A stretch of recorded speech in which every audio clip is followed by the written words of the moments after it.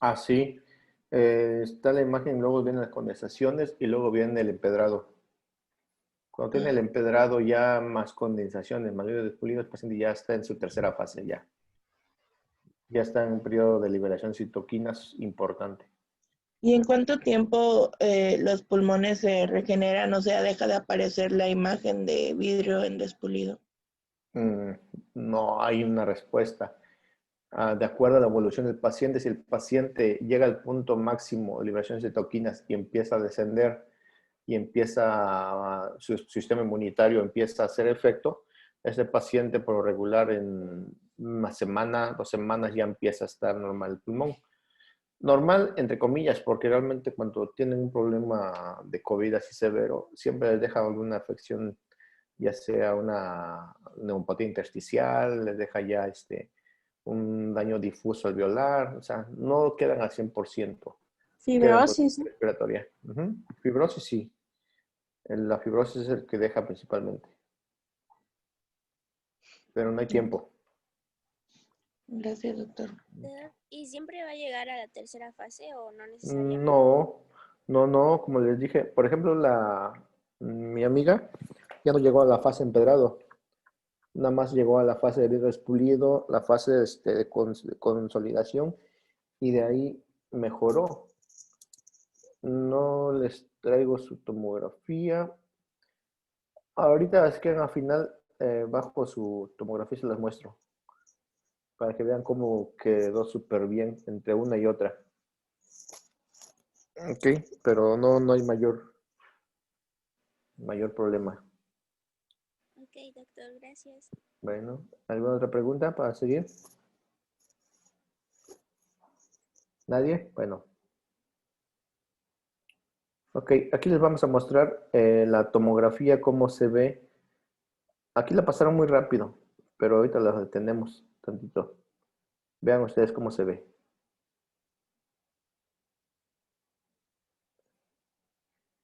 Entonces aquí vamos a pasar un poquito más lenta.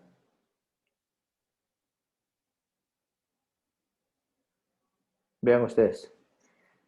Este infiltrado, este paciente está muy mal. Está muy mal porque en la parte anterior ya tiene afección. Lo más común es que sea en la parte de declive, aquí en esta región. Entonces, ¿Ese ya es empedrado? sí, está en el empedrado. Vean ustedes cómo se ve la región de empedrado, la región aquí, en lo que es el vidrio expulido. Aquí tiene ya las condensaciones y las trabéculas que tiene ya de vidrio, de región de empedrado. Vamos a hacer un poquito. Vean cómo se ve, como si tuviera aquí un piso ya de puras piedritas. Y otra cosa que llamó la atención aquí, el corazón, vean. Vean el corazón como tiene un derrame pericárdico. Entonces hay demasiada liberación de citoquinas con este paciente. Vean ustedes cómo se ve y toda esa región, el pulmón está totalmente afectado. Es un paciente ya con un síndrome de distrés respiratorio severo. Entonces un paciente que está intubado, que su pronóstico es malo. Ok, vean en esta forma, como vemos aquí, las regiones aquí, cómo se ven las consolidaciones, el vidrio despulido, el empedrado. Entonces, toda esta región está totalmente afectada. Y por eso es que la pronación es el tratamiento de elección para pacientes con síndrome de estrés respiratorio, que tengan sus alveolos totalmente ocupados. Entonces, la pronación nos ayuda muchísimo. Ok, bueno, vamos a entrar a la fisiopatología, ya que vimos las imágenes, para que ustedes la entiendan ahorita. En cuanto a fisiopatología, vamos a hablar que el virus, pues, principalmente va a entrar por la boca, por vía respiratoria, o bien por las conjuntivas. Entonces, desde que el paciente tiene la entrada, este virus, lo primero que va a buscar es un receptor. ¿Y cuál es el receptor principal que se va a unir? Pues la enzima convertidora de angiotensina, la convertidora de angiotensina, que es la que está la 2 Recordemos que cómo se convierte en angiotensina, la 1 se va a convertir en hígado y la 2 se va a convertir en pulmón.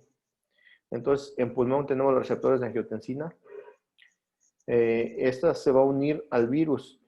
Por eso es que los pacientes que son hipertensos son más propensos a tener gravedad con el virus. Porque si recordemos en la hipertensión, la mayoría toma captopril, losartán. Esos receptores de angiotensina están bloqueados y son mucho más en el pulmón, tienen más receptores que la persona común. Entonces, cuando es hipertenso, se liberan demasiados receptores de angiotensina en el pulmón y eso es lo que va a afectar más. Mientras más receptores haya, mayor afinidad al virus. Por eso les va más mal. Entonces, ya que llega a los receptores de angiotensina, empieza la replicación viral.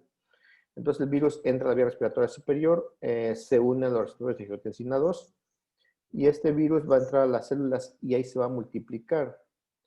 Entonces, desde ese momento empiezan a generar una infección, ya sea una infección local con una lesión celular importante. En ese momento va a afectar las terminaciones nerviosas a nivel lo que es sistema nervioso, porque ya empieza a hacer una replicación y empieza a producir un problema inflamatorio severo. Y por eso el paciente va a empezar con anosmia, con ¿cómo se llama? Ahí se me fue el nombre cuando uno sabe los alimentos. ¿Augesia? Ándale, ¿Augesia? así es. Entonces, el paciente va a empezar con esos síntomas, no va a oler nada, no va a percibir los olores, no va a sentir el sabor de la comida. Entonces, en ese momento el paciente, cuando te dicen esos síntomas, dices, no, pues tú tuviste un problema de infección viral. Que el paciente únicamente puede quedar ahí en los casos leves. Únicamente puede tener un proceso inflamatorio, un poquito de disnea, que no se siente casi nada. Va a tener a lo mejor problemas con la respiración o los alimentos y ya, se acabó. Entonces puede tener una clínica leve nada más con este paciente. Va a haber inicio de respuesta inmunitaria. Como les dije, nosotros que somos de la raza de bronce, inmediatamente nuestras defensas empiezan a atacar el virus.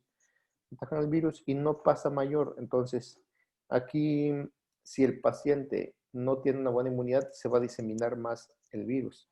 Si no, hasta ahí nomás quedó. Cuando esta fase, tenemos aquí la fase de inicio, vemos que en la placa radiográfica, por lo regular va a ser casi normal. Va a tener mínimo engrosamiento nada más bronquial, pero prácticamente no se ve nada. Y en la tomografía, si nos damos cuenta, no tenemos ni zona de expulimiento, no tenemos todavía zonas de condensación. Entonces aquí vemos nomás lo que es los bronquios, la calcificación bronquiales, y se ven normales. Realmente no hay mayor problema. Prácticamente puede decirse que son normales los estudios. Ok, entonces persiste ya, entonces llega a lo que es una infección pulmonar, el virus ya llega a los alveolos. Entonces ya llegando al alveolo, lo que va a lesionar es la pared alveolar. Entonces, aquí lo que va a producir es una reacción inflamatoria a nivel de todo el alveolo. Y esa reacción inflamatoria empieza a liberar los procesos de inflamación. Entonces, aquí ya inicia la cascada de citoquinas, la famosa cascada de citoquinas que se menciona mucho en el COVID. Ustedes cuando hablan con cualquier médico, es que tiene cascadas de citoquinas. ¿Qué es? ¿Quién sabe? Pero se escucha bonito. Bueno, entonces aquí más que nada empieza a liberarse demasiados procesos inflamatorios. Las citoquinas empiezan a liberar los polimorfos nucleares, empieza a haber fagocitosis, empieza a haber una citotoxicidad, empieza a haber una guerra dentro de la célula. Es una guerra que no va a parar. ¿Por qué? Porque en el momento que empieza a liberarse, se empieza a ir a torrente sanguíneo. Entonces, ahorita quedemos en la vía local. En el alveolo, que va a provocar una alveolitis. En la alveolitis, que va a provocar, pues, un edema alveolar. Y el edema alveolar que va a producir, pues, líquido. Va a producir líquido con un montón de producción de factores inflamatorios. Y esto va a producir lo que es una neumonitis. Una neumonitis por una inflamación alveolar. Pero no basta con eso al virus, no le basta que ya te produjo una alveolitis, una neumonitis. Empieza a alterar las plaquetas, empieza a haber un problema de coagulación, empieza a provocar un problema a nivel endotelial. Entonces empieza a haber microtrombosis a nivel de vascularidad, microvascularidad pulmonar. Empiezan a los vasos muy pequeños a hacer trombos muy pequeños que van a obstruir la perfusión. Entonces, al haber trombos, la perfusión alveolo sanguíneo va a haber una alteración en la difusión del oxígeno. Y en ese momento el paciente va a empezar a tener dificultad respiratoria porque ni el alveolo está sano, está totalmente inflamado, que a lo mejor aquí todavía no produce mucho líquido, lo que es una neumonitis ahorita, más un problema trombótico, va a generar que todo esto esté afectado. Entonces, ¿quién es el más afectado? Pues el problema centrolobulillar, los nódulos a nivel de lo que es los centros lobulillares, el árbol bronquial, empieza a haber engrosamiento septal suave, los septos empiezan a engrosar, aquí empieza a haber la condensación alveolar, empieza a ver ya las imágenes en vídeo deslustrado, va a haber una perfusión alterada, empieza a formar lo que es la imagen en empedrado. Entonces empieza a haber una anomalía mixta ya a nivel pulmonar. Ya empieza a engrosar y empieza a haber una mala difusión de oxígeno. Entonces aquí en la placa radiográfica ya empezamos a ver los infiltrados. Vean ustedes cómo el infiltrado ya empezó aquí, ya empezó en esta región, en la placa radiográfica. Digo, si nosotros no podemos conocer una placa radiográfica, podemos decir, no, pues está normal, no pasa nada. Pero realmente no está normal, aquí ya empieza a haber aumento de la densidad, ya empieza a haber aquí un problema de radiopacidad a nivel periférico, va a haber un patrón intersticial difuso, va a haber un infiltrado intersticial difuso que antes no tenía. Entonces aquí ya podemos decir nosotros, si no sabemos del paciente y no tiene, podemos decir, tiene una fibrosis pulmonar que está empezando. Pero para eso le pedimos una tomografía y aquí ya podemos empezar a ver las imágenes en vidrio deslustrado. Vean ustedes, imagen en vidrio deslustrado, todas estas regiones. Y aquí ya empieza a ver un poquito de consolidación, imagen en vidrio deslustrado más consolidación. Vean ustedes cómo cambia aquí. Entonces aquí empieza a ver opacidades periféricas. Todo esto se va a presentar ya en esta fase. ¿Hasta aquí alguna pregunta para que yo siga adelante? Doctor, la relación con la clínica, por ejemplo, he visto que hay pacientes con el patrón de vidrio deslustrado y que no Ajá. tienen ningún síntoma. O sea, así como por pura creencia, ¿no? Que es COVID. Sí, aquí, Entonces, ¿ya serían más sintomáticos o más graves con el último patrón de empedrado? aquí la O igual cuestión pudiese es, haber... ¿qué tan afectado esté? Puede tener patrón en vidrio despulido, pero periférico únicamente en región posterior. Entonces, sí lo tiene, pero no está totalmente afectado. Entonces, el paciente por regular, si tiene una buena función pulmonar, es deportista o es buzo, todo el tiempo sus pulmones van a estar al 100%, entonces no va a sentir ningún síntoma. Puede que su pulmón esté afectado. Incluso hay pacientes que llegan por un poco de fiebre y un poco de dificultad respiratoria. Les das la tomografía y ves todo el patrón deslustrado en su tomografía ya con algunas condensaciones y el paciente como si nada, como si nada. Entonces tiene que ver mucho los síntomas, tiene que ver mucho con la función pulmonar que tuvieron. Si el paciente era pocoso, tenía hipertensión pulmonar, con un poquito que haya nada más de afección, el paciente se va a morir, se va a sentir que se muere, va a sentir que le falta muchísimo el aire y en cambio otros con esa afección no les pasa nada. Entonces es que es variable, aquí es variable. Los síntomas van variables de ¿Qué, acuerdo doctor? Sí, a la patología. al paciente. Muchas Así gracias. es. Bueno, Doctor, ¿sí? entonces, ¿esto también incluye a los asmáticos? Así es. Los asmáticos recuerden que tienen ya un proceso obstructivo. Si tienes un proceso inflamatorio alveolar más un proceso obstructivo bronquial, les va a ir mucho más mal. Les va a ir muy mal a ellos. Entonces los síntomas van a ser mayores. Bueno, cuando ya empieza lo que es la fase pulmonar severa y ya la fase hiperinflamatoria ya es mayor, entonces aquí hay una reacción inflamatoria severa. La activación de inmunidad ya no va a ser a nivel pulmonar únicamente, ya no va a ser alveolar, ya va a ser general. Ya en todo el organismo se liberaron ya la cascada de citoquinas. El paciente ya va a tener problemas tanto circulatorios, falla renal, ya empieza a haber mayor problema. Va a haber una mayor lesión alveolar, va a haber ya un edema alveolar. Aquí ya el alveolo ya empieza a generar líquido dentro de él. Entonces aquí la cascada de las citoquinas es la más cañona que hay, porque aquí ya activan el complemento ya aquí es lo que yo mencionaba al principio del cromosoma. Si el complemento aquí no se activa, el paciente así como que pasa el señor virus y haga destrozos en mi cuerpo. En cambio, el complemento llega y dice, tranquilos, a ver, vamos a calmar esto porque ya la guerra ya está al 100%. Entonces el complemento lo que hace más que nada es liberar ya los polimorfos nucleares, empieza a haber fagocitosis, ya empieza a haber la citotoxicidad para que esto empiece a disminuir. Aquí, ¿cómo nos damos cuenta que el paciente ya está con una guerra con el virus? Porque se va a demostrar la linfopenia ya en la sangre.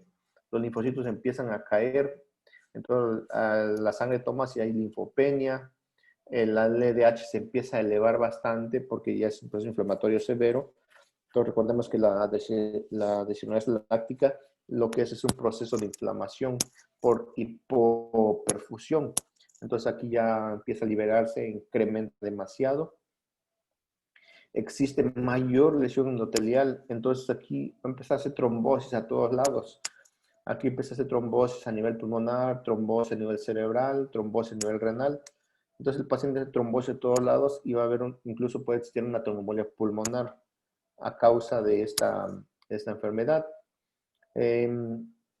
Aquí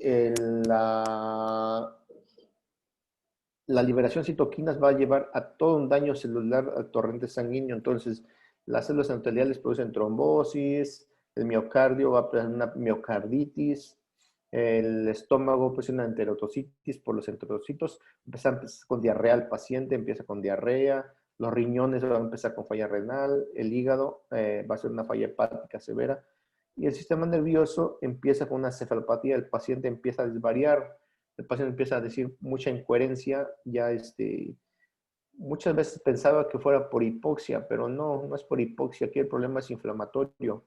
Entonces aquí es una microtrombosis, un problema inflamatorio que genera que el cerebro no reaccione en forma adecuada. Entonces, en esta región que ya tenemos toda la liberación de citoquinas, también tenemos otro problema a nivel alveolar, que ya existe un distrés respiratorio. Entonces, el paciente que tiene ya distrés respiratorio es que sus pulmones ya están colapsados completamente, ya tienen mucho líquido. Entonces, esto hace que el oxígeno no esté llegando de forma adecuada, más todo esto que estamos viendo aquí que pasa en el cuerpo, todas las trombosis que está generando, pues el paciente está súper mal, el paciente está totalmente con alteración hemodinámica, está con ya aquí el paciente ya requiere ventilación mecánica, está intubado, entonces todo esto está generando que el paciente se ponga muy, muy mal. Y le tomamos la placa radiográfica, ya vemos cómo aquí ya empiezan las consolidaciones y ya vemos aquí el vidrio del sustrato ya está avanzando hacia lo que es la región anterior.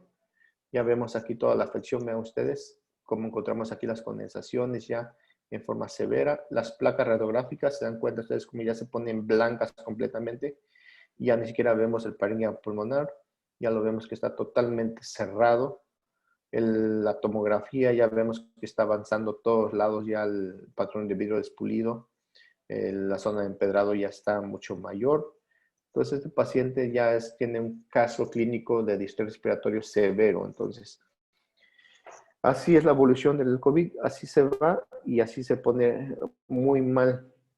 Entonces, recalcando a nivel pulmonar, la primera fase es la respuesta viral.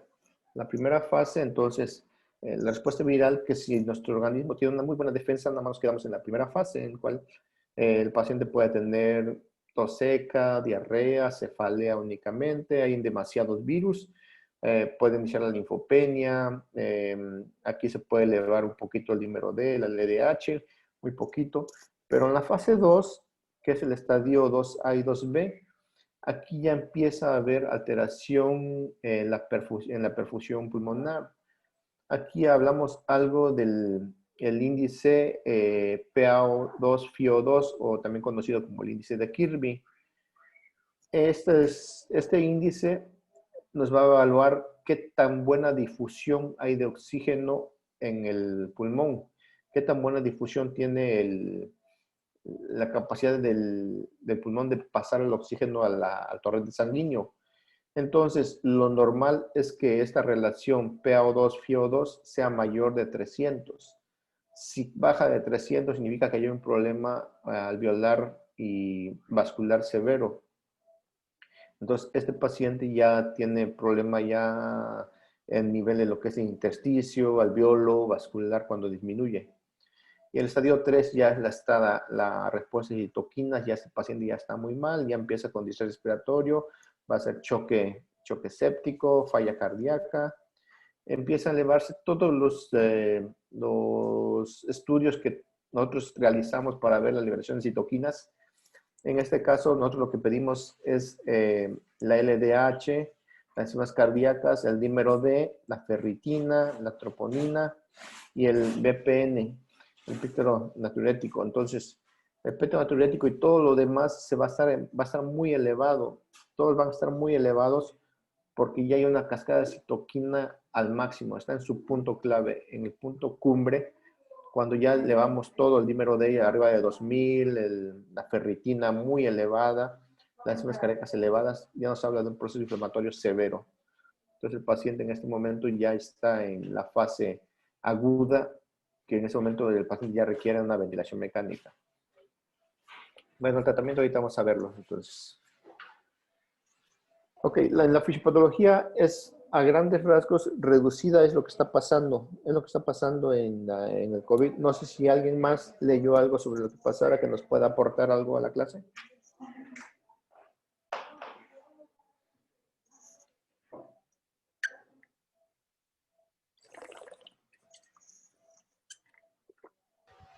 ¿Nadie leyó más? En fisiopatología no, doc.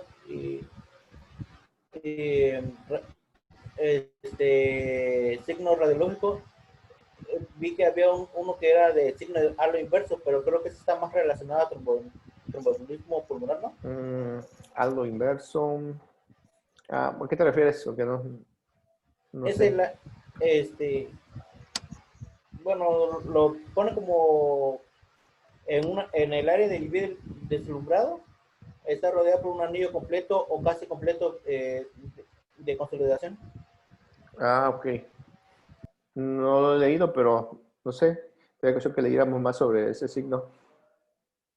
No lo he visto, pero está bien. ¿Alguien más que haya leído algo? Sí, doctor. ¿Nadie? ¿Me escucha? Sí, doctor. Ajá. A ver, Bueno, Rubén. sí, lo que había leído es que el sistema inmune puede tomar una de dos vías. Bueno, creo que sí lo he mencionado, no sé si lo mencionó. Una de dos vías en la cual o sí va a ser capaz de, ¿cómo se dice? Ajá, de tener esta infección, la cronoinfección. Y la otra es donde va a haber una alteración, pero esto sí es probablemente innato. Creo que no había leído esa parte de la supresión de este gen que nos había comentado, pero sí, el sistema inmune que sería esa parte, ¿no? Que son las dos vías. La otra Así vía es. es donde no es capaz de controlar la infección y como tal se da esta hiperactividad prácticamente y entonces no hay una limitación de la enfermedad y es propiamente casi la falla del sistema que ocasionaría la afección. Claro, una vez que está la exposición al virus. Sí, así es. Es como, digamos, de Matrix, una falla en la Matrix. Aquí la cuestión es que el complemento debe estar al 100% para defendernos del virus. Pero cuando en el complemento realmente las interleucinas fallan y ya no son capaces de detener el virus, en ese momento liberan todas las citoquinas y en ese momento es como si le dijeran al señor virus,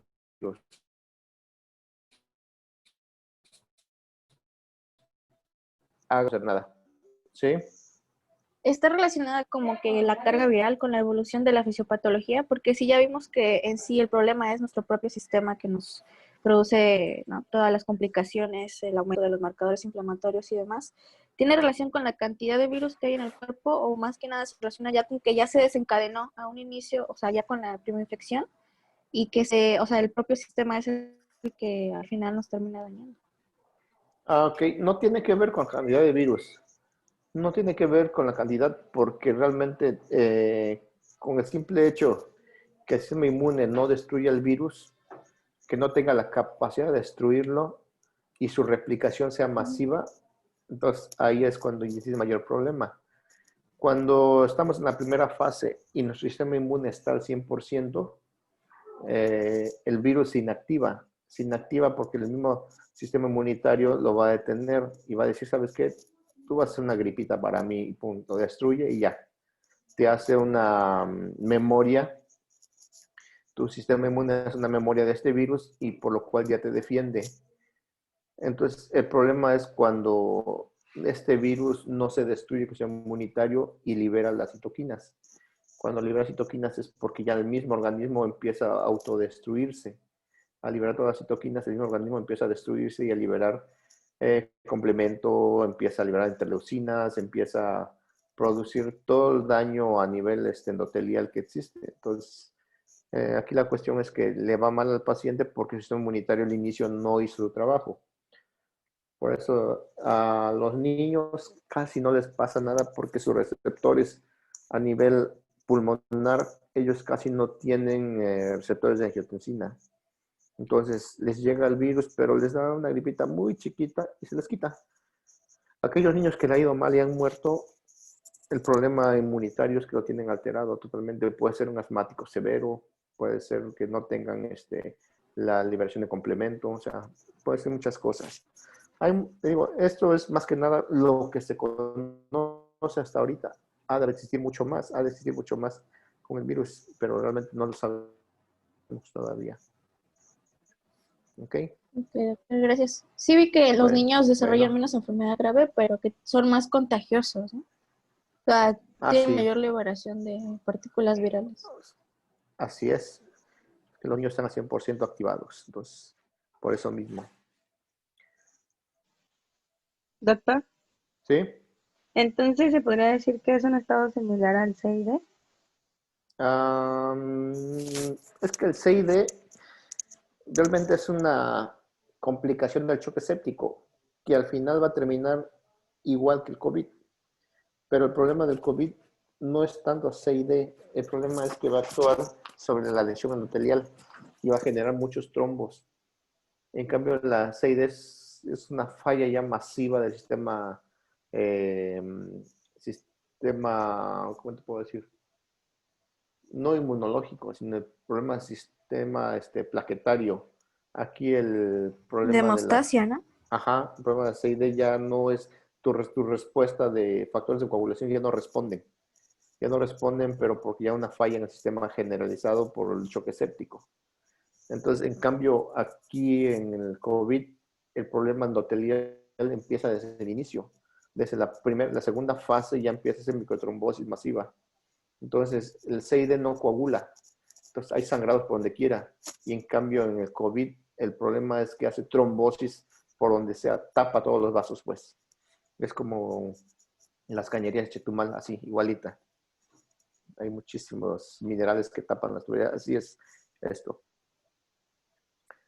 Ok, y bueno, los patrones evolutivos, pues va a evolucionar el problema a un daño pulmonar severo, pero cada vez cuando ya la cascada de citoquinas disminuye y el sistema inmunitario empieza a reorganizarse, ya empieza a haber lo que es una reabsorción de todo el daño pulmonar. Por eso es que al final, aquí está, mira, el halo invertido que decías, Brian. El halo invertido, ya me acordé que sí existe, es cuando existe resolución, no es en la fase aguda. El halo invertido es cuando ya la zona de consolidación ya está disminuyendo y se está reabsorbiendo ese proceso inflamatorio. Entonces es halo invertido porque va de la periferia hacia el centro se va reconstruyendo y esto va a generar que el pulmón se vaya a restituir nuevamente. Va a dejar una fibrosis pulmonar, va a dejar una neumonía intersticial, pero ya sin un problema inflamatorio, ya es un problema ya en la desensibilidad, de un problema ya fibrótico que va a dejar solamente. Y por eso los pacientes que ya sanan del COVID siempre van a tener un problema ya en lo que es la ventilación, se van a cansar cuando suban escaleras, se van a cansar, o bien nos va a dejar un problema vascular como hipertensión, o les va a dejar una miocarditis, les va a dejar un problema valvular, etcétera. Les va a dejar algo porque realmente estuvieron muy mal. Pero la cuestión es que siguen vivos, entonces eso les va a ayudar bastante. Doctor, ¿pero esos serían los pacientes que estuvieron graves o hasta en los Sí. que No, tuvieron leve? en los graves únicamente. En los leves no dejan nada. En los leves no les deja nada, su vida normal nuevamente al 100%, ni el pulmón no se daña.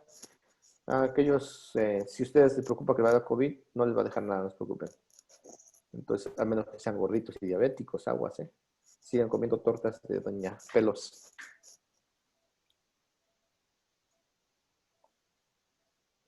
Ok. Cuando vemos nosotros a un paciente con neumonía típica por focos múltiples y es por COVID ya con fase de empedrado, estamos hablando de un síndrome de estrés respiratorio o un síndrome de SIRA. Entonces, en la clasificación de Berlín es donde donde se estudia el síndrome de estrés respiratorio. Tenemos esta vertiente que es la presión alveolar de oxígeno, lo que le mencionaba yo.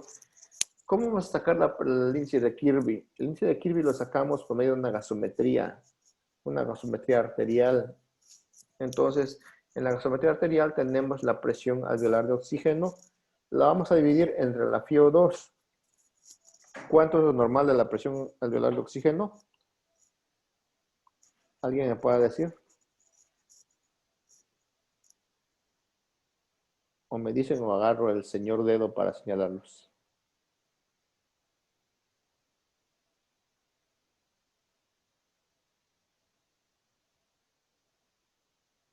A ver, mi dedo señaló al señor Cristian Albarrán.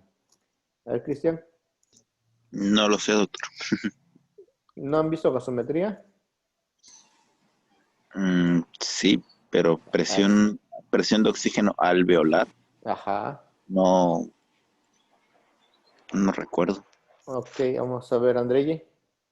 Doctor, me parece que había leído 21%. No, esa es la PO2. Ah. No. A ver, Leslie Pérez. Sí, Doc, la verdad desconozco. Es lo mismo que lo que mencionamos la PO2, luego mencionamos la presión de oxígeno. ¿Cuánto es la presión de oxígeno? Sandra Fernández. No sé, doctor. Pues la presión de oxígeno no va de 70 a 100. No llega a 100. Bueno. 96 milímetros de mercurio. No, porque esa es la saturación. Recuerden, saturación de oxígeno significa el porcentaje de oxígeno con que se satura la hemoglobina grupo M. El grupo M no se puede saturar al 100% de oxígeno porque existen otros gases que también se encuentran dentro de la hemoglobina, como son gases raros, puede ser nitrógeno, el dióxido de carbono. Entonces, por eso es que lo normal es hasta el 97-98%, para que un 30% se libere, se sature con otros gases. Por eso es que la saturación de oxígeno por abajo del 94 a nivel del mar ya es una hipoxemia. Entonces aquí ya empieza a desaturar el paciente y esto genera de que dices, bueno, algo está pasando. Cuando tienen 90, imagina que llegue a 86, 70 de saturación, dices, no, pues está más mal. Entonces la saturación de oxígeno es eso, la cantidad de oxígeno con que se satura la hemoglobina. Ustedes pueden determinar la saturación de oxígeno por medio de un oxímetro, pero el oxímetro no es al 100% fidedigno su marcaje, porque el oxímetro va a determinar la cantidad de oxígeno de acuerdo a la cantidad de sangre que pase por la región donde ponen ustedes el oxímetro, en el dedo. En este caso lo que hace es mandar una luz infrarroja de un lado y la detecta del otro. Y entonces cuando pasa perfectamente esa luz de un lado del otro, que va a ser reflexión por el oxígeno que pasa en la hemoglobina, es lo que va a marcar. Te dice, mira, está pasando la sangre con una saturación de oxígeno del 90%. Entonces se dan cuenta ustedes, 90% está bajo. Entonces, eso es saturación de oxígeno. Y en la gasometría es lo más fidedigno porque ahí vas a medirlo directamente. Luego viene la presión alveolar de oxígeno. La presión de oxígeno, la PO2 que le llaman, es con qué fuerza está pasando el oxígeno de lo que es el alveolo hacia los vasos sanguíneos. Esa es la presión alveolar de oxígeno. ¿Con qué fuerza está pasando? Entonces, Esa va a depender del tipo de sangre, ¿no? Si es arterial, venoso. obvio, sí. Si hablamos Sí. de sangre arterial, es lo que había hecho 70 a casi 100. Nunca dije eso. Venosa va de 25 a 50 más o menos, que recuerde. Sí, pero bueno, no llega a 100. Es 70, ponle su 70, 86 más o menos. Ok. 70, 86 lo normal de la PO2. Incluso algunos tienen hasta 90, pero es mucho. Es mucho que en un paciente normal llegue tan alto. Entonces, si tú tienes 87 de PO2, entonces, ¿la FiO2 normal de cuánto es? 21%. Bueno, muy bien. Ambiental 21. Así es. Entonces, ustedes dividan en este caso 86 entre 0.21, ¿de cuánto les queda?